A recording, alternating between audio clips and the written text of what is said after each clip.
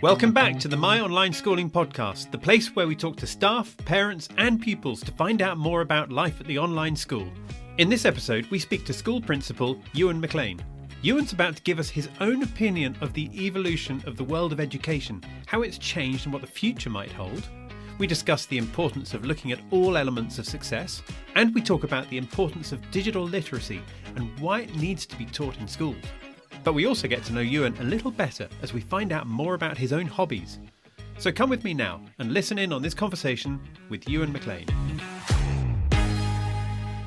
Euan, thank you for being here and welcome to the podcast. How are you today? Hi Simon, very good, thanks. It's great to be with you today. I'm meeting with you on a Friday. It's a really great day here in East Lothian, and we're doing lots of hard work at the moment in preparation for the new academic year. We're really excited about the number of students that we'll be bringing back to the school in September. Excellent. Okay, so as you said, we're here on a Friday. How does a Friday typically look for you, or is there no typical Friday for you? One of the best things about teaching, one of the best things about education and working for my online schooling is that every day is so different. You know, there's no typical Friday. As much as you can maybe schedule and plan, there's inevitably things that come up that require attention and that you have to respond to. And that's what makes it so exciting. Every day is so different, and there's never an element of Groundhog Day that you're just doing the same thing, you know, every day, every week. Friday tends to be a quieter day of the week, dare I say, but yeah, as I say, the best thing about teaching is every day is different. And when you say a quiet day, I'm presuming that you mean less busy day than normal. Yeah, a less busier day, maybe opportunity to get your head down and get on with tasks that need done, and just having a bit of time to myself to focus on developing the school and bringing new exciting things to the school. Actually, let's just touch on that for a moment, Euan, because we all understand the importance of being able to, switch off from what feels sometimes like an endless inbound email stream, and in order to focus on some of those things that are possibly less urgent but more important in the grand scheme of things. What sort of approach can staff take at My Online Schooling to ensure that the most important things are being done? I think prioritisation and organisation is really important. I think I would definitely agree, and I think colleagues would agree that organisation is maybe my middle name, and I can sometimes be quite a stickler for being on time and making sure we're meeting the targets and meeting deadlines. But I think, prioritisation is really important. Taking that time out of your week to be able to, schedule time to, complete certain tasks, and, not always being available to meet necessarily. You've got to make that time for yourself to complete what you need to get done and to help drive things forward. That's what I tend to do with my weeks. I try and map out time for myself to make sure that I'm able to, work on dedicated tasks and priorities, as much as I enjoy meeting with everybody that I meet with every week. No, I'm sure. Okay, so we're going to be looking at the wonderful world of education, in particular at My Online Schooling. But Euan, I wonder whether you can just talk us through briefly your own experience of education yourself from when you were young. Where did you go to school? What part of the world? And what was your experience of it? Yeah, absolutely. So I grew up in the Highlands of Scotland, just in a small village outside of Inverness, and I went to a high school in a place called Culloden. Many people might have heard of Culloden Battlefield or the Battle of Culloden. That's where I went to high school. There wasn't, at the time, I didn't think there was a lot to do for young people. It was quite boring, but actually on reflection, it was great. I live near the sea, which is one of the best things I love about where I live now in East Lothian. As an adult, it's one of the best things about where I live. So as I say, I went to school there, and I would say the Highlands of Scotland at that time, and maybe even now, are not particularly diverse. And there wasn't maybe a lot going on in terms of cultural diversity. My parents were separated, so I spent a lot of time travelling down to Edinburgh as well. Almost every week I was travelling down, and there, Edinburgh's a lot more culturally diverse and there's a lot more happening. So I really did have the best of both worlds between, living in Inverness, where it was relatively quiet, compared to going down to Edinburgh and having, a lot more hustle and bustle about the city. But I would definitely say that I'm more a city person than a countryside person. I do enjoy the busyness of a city. I was like fortunate enough just to kind of have escaped the advent of social media in high school. I was just leaving high school when Facebook, for example, started to really pick up, and in a sense, I feel like I was fortunate enough to miss that. You know, we did have things like MSN Messenger and MySpace, but that was kind of the limit of what we had. And you know, there's a lot of pressure at the moment on young people with social media, and I find as much as there's a lot of great things that come out of social media, I think I'm fortunate to have missed that part. And then after you left school, did you go to university or did you go straight out to work? Yeah, so when I finished school, I went off to university in Edinburgh. So I studied forensic biology to begin with. Not really sure where that passion came from. I've always been interested in science. I absolutely love science. I had initially planned to be a vet. That's what I wanted to do, but that didn't come about, and it was really exciting for me to go down the route of becoming a forensic scientist. And I graduated as a forensic scientist in 2012. But around the time that I graduated, the kind of structuring of the forensic science service in Scotland was rejigged, and each kind of area in Scotland stopped having its own individual forensic science service, and it was all kind of amalgamated into one. And that meant, like, you know, there wasn't as many vacancies for posts, and they weren't advertising at that time because they were going through all of the restructuring. So I went on to study a master's in looking at the development of chemotherapeutic drugs, and I did that for a year, which was really exciting. And you know, I achieved my master's, and then I went off to Edinburgh University, to Murray House School of Education, to study to train as a secondary biology teacher, which took a year, and then I was off on my probation year to the Shetland Islands. That's where I was for my NQT year. Okay, so let's then look at the world of education. I'd love to understand from your perspective how you've seen the world of education change over the last 5 years, and also where you see it going in the future. I trained as a teacher in Scotland, so when I came out of my teacher training and went into the classroom, there had kind of just been a lot of restructuring happening in education with regards to the national qualifications and the hires. And at my online schooling, we focus on the English curriculum, which focuses on GCSEs and A-levels, and they've been, you know, on the go for a lot longer than that.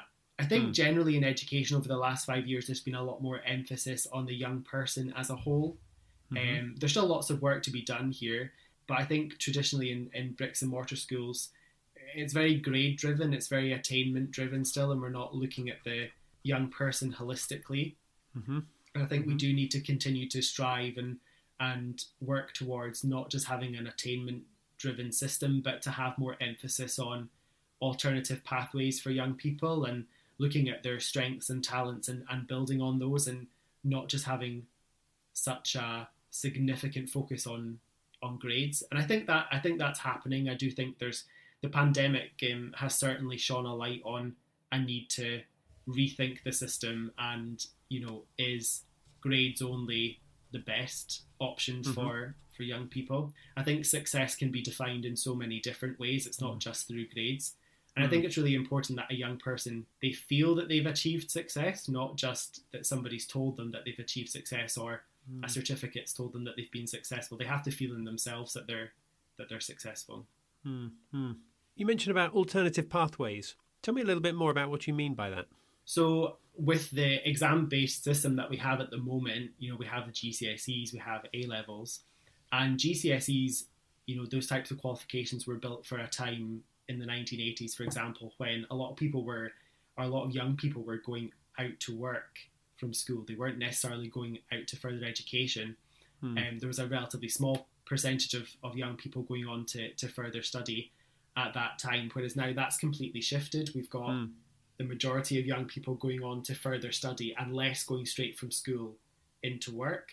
And I think the system that we have doesn't reflect that. You know, is there a need for qualifications or exams at every stage when, if a pupil goes from GCSE to A-level, do we necessarily need the GCSE qualification? Could we just do something a bit further on? Or if they're going into university, you know, do they do a qualification further? Do there have to be so many exams? I remember I recently went to an online event about rethinking assessment, and Lord Baker, who was kind of quite paramount in engineering, the GCSE qualifications said that they were quite outdated and, they weren't really fit for purpose anymore. And it's something that we need to rethink. So I think there's a lot to be said about the person who was quite, as I say, pivotal in putting these qualifications into place. If Lord Baker's saying that they maybe need to change, then it's something that we should all be listening. Yeah, I would say so. I think personalised learning for young people is really important. I touched on briefly how it's important to talk about their strengths, talents and interests of young people. I think it's really important that we do focus on young people's strengths and appreciate that not everybody's good at everything, and actually celebrating successes for young people in what they're good at. So strengths, talents and interests. Euan, do you think that it's more important to, once we've identified those strengths, talents and interests, that we seek to build those up? Or is it more important to identify the areas where somebody's not so strong and build those areas up? I think it's really important that young people are prepared for the world around them. The world is changing so fast and, faster than ever before. And we need to make sure as educators and to be responsible as educators that the young people that we have in our classrooms are ready for the world. There's so many things that I wish that I had been taught at school that would have been so helpful for me in going into the world. Things like problem solving, critical thinking, how to write a CV. All of these things are really important for going out into the world. There's no doubt that there are a core group of subjects or disciplines that young people really need. Literacy, numeracy, these are really important for the world. And, literacy is so, you can't engage with the world without literacy. But things like digital literacy now is really important. Young people need to know how to engage with technology. That's where the world's going. And I think education, we need to work a little bit harder to catch up with the world and making sure that young people are prepared. And I think we need to get away from the idea that young people need to get A's in everything. We need to accept that young people need to do well for them, and celebrating success for young people when they've achieved what they can do and celebrating the success. So not, when I was at school, it was about getting A's in everything, and my parents were saying, "Oh, you got 95% in that test. Where was the other 5%?" That was kind of the attainment-driven focus. And I think we need to celebrate successes of children. If we're getting C's in everything, and that's good for that child, then that needs to be celebrated. Is that a hard concept for parents today to embrace? I'm thinking that a lot of parents would probably agree that it's good to celebrate other areas of success, but maybe celebrate those after they've got the A's, after they've got the 7s, 8s and the 9s, then to look at those things there. How can we all encourage people these days to look at all elements of success? I think it's definitely generational. I think there's a societal shift needed in terms of people's viewpoints, people's understanding of where the system was and where it is now. Many people listening can relate to a time where it was all very grades. It was all very grades focused. And now, we can see that that's not necessarily what the best approach was. And we need to start looking at, the holistic development of children. I think that's really important. Okay, so let's bring it back to My Online Schooling for a moment. What do you see as being some of the main benefits that the school has been able to bring to pupils and families? I think definitely when the school started, we predominantly had students who, the mainstream classroom didn't work for them for one reason or another. It could be for needs, special educational needs. It could be children that have disengaged from learning, school refusal, for example. But one of the best things that I've seen at My Online Schooling, or one of the best benefits, is that students are learning from home. They feel comfortable when learning from home. They found a love of learning again that's been missing for a period of time, whether it be 6 months, a year, 2 years. So children are re-engaging with education where they've been disengaged from it for some time. And, one of the best things is hearing from families about how their child's found that love of learning again, how it completely changed their family dynamic, where maybe at home it's been very difficult, as a family, and, there's maybe been stresses at home, but having joined a school and providing an opportunity for a young person to engage in education where they feel comfortable and safe to participate, in some cases has really changed a family dynamic for the better. And, I think that's, it makes it all worthwhile if we're able to just help with that. I think definitely a lot of young people that we work with feel much more confident in themselves. They've got their self-esteem back. They've got confidence back. My online schooling is great for young people who have got extracurricular commitments as well. So we've got lots of young people who are, sports people, who are actors on the West End. And they've got lots of extracurricular commitments. So the flexibility of what we offer is great for young people who have these other commitments. Mm-hmm. If we've also got young people who experience mental health challenges and are going through a period of crisis, then our lessons are recorded and young people can go back and watch the lessons at times that suit them as well. And that's something that you definitely don't get in a bricks and mortar class, is the lesson recordings and the ability to just go back and watch the lesson. I do think one last major benefit that sticks out for me is the fact that we're have students spread across at least 80 countries in the world, and we're truly an international school. And again, that's something that you don't see every day. Our children in the classroom have the opportunity to engage with other young people from across the world, and our classrooms are truly international. We can have children in the one classroom from all parts of the world, and I think that's really important for young people to find out about other cultures and religions, and helps to develop that intercultural respect for other people. It sounds incredible. It really does. Would you say that online schooling is the right approach for all children?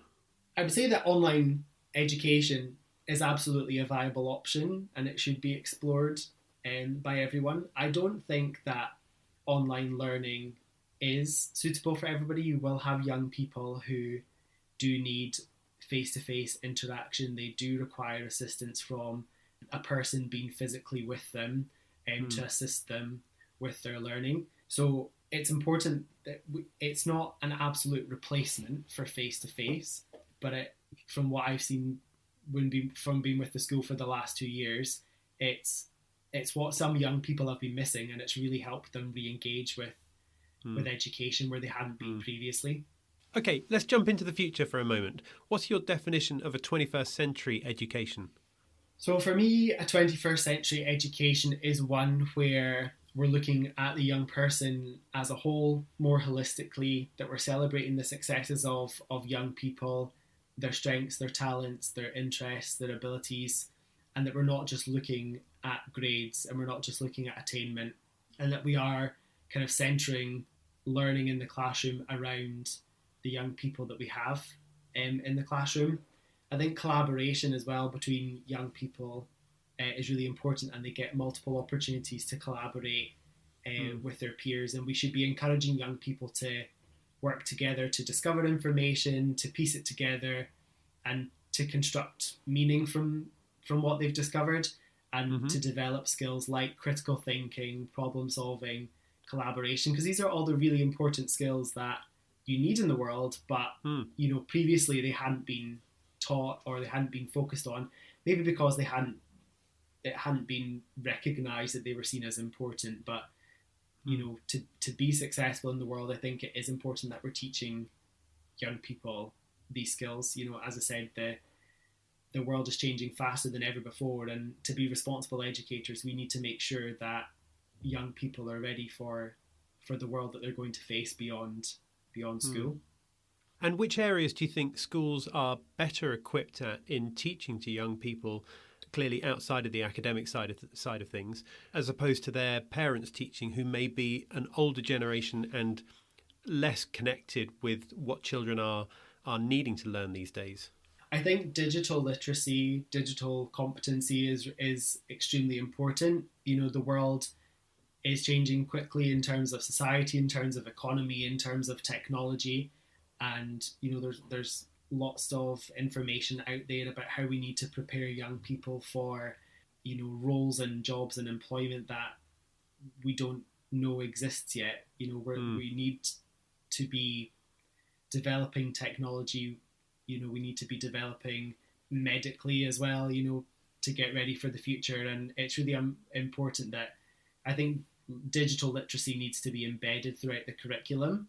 And I think more can be done to support teachers, can be done to support schools to embed that digital literacy into the curriculum. And I think we're very fortunate at My Online Schooling, because of the way we work, because of the way we school, the young people that are with us have a lot more exposure to technology, just simply because of the way we work. I mean, when I was at school, we got maybe one computing lesson a week, and right. That I think that's seen me well for what I do now. But I am noticing that as I get older, my technological abilities and ability to keep up with technological advances is not what it used to be. And I can definitely relate to how you can maybe become detached from technology progressing.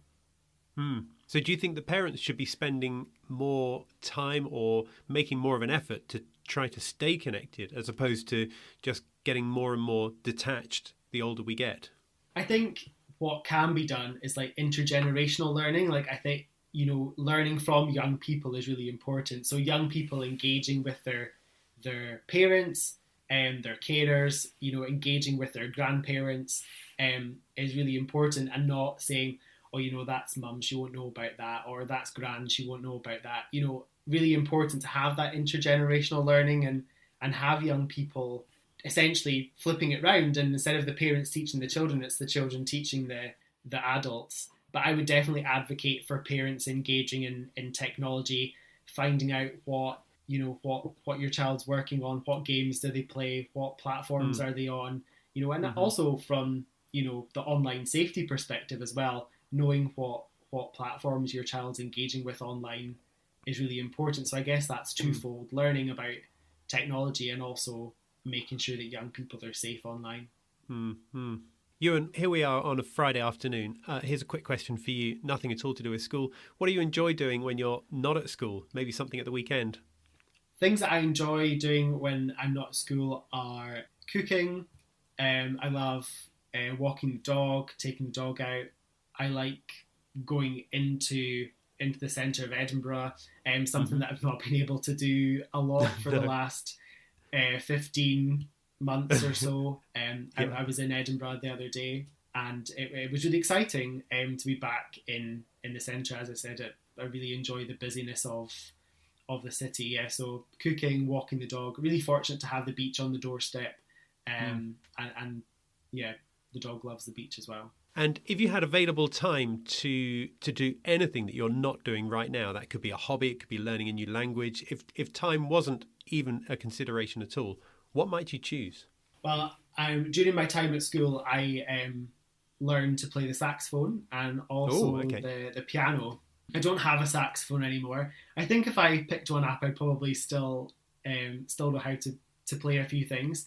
I'm fortunate enough to have a piano in the house, but I don't get nearly as much time as I would like to just sit down and play it and just take some time to zone out. But it sits and looks at me quite often, asking why it's been neglected. But those are music. I absolutely love music, and playing the saxophone and the piano, it's a real privilege to be able to do that.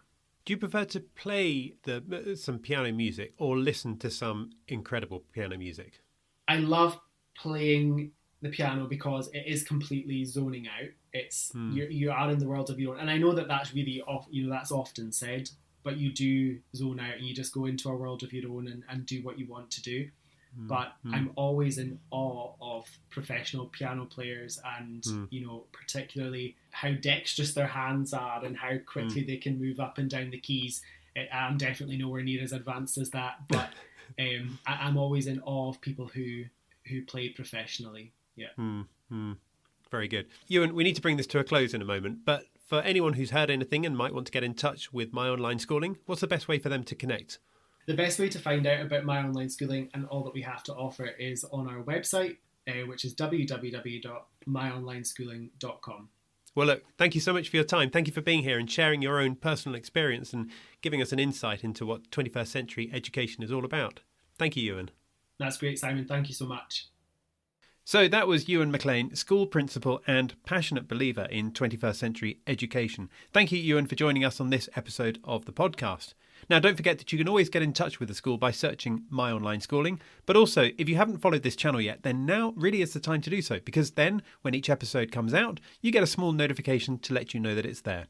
So go and do that now. But in the meantime, thank you for listening to this episode, and we look forward to seeing you again soon. Bye for now.